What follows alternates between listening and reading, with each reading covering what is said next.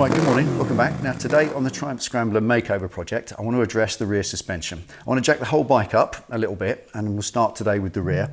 If you've got monoshock suspension, it's ever so easy to do. As we all know, you just change the link plates in the monoshock linkage underneath, the dog bones as we call them, and then you can jack it up or lower it accordingly. But with twin shocks, it's not so easy. You either have to change the shocks altogether, or in some cases, with some shocks, if they have a screw-in lower eyelet, there is something you can do to jack them up. I'll show you. Now this is a standard tech shock and the bottom eyelet is completely removable. It just unscrews. Like so. They then supply a 30mm spacer with an M14 male thread and an M14 female thread on the bottom. So you take the spacer, screw it into the bottom of the shock and then screw the eyelet into the spacer, making your shock 30mm longer. Now, fortunately, the YSS shocks also come with a screw-in detachable lower eyelet.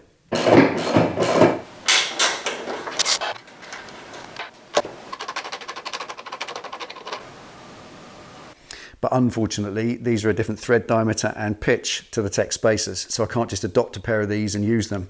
But I have got them as inspiration. I do know what to do to make them. I just need to make them the correct dimensions. I've got some aluminium bar ends. I've invested in the right thread cutting tools to make the correct thread. I've got the lathe, so let's see how we get on making a pair for myself.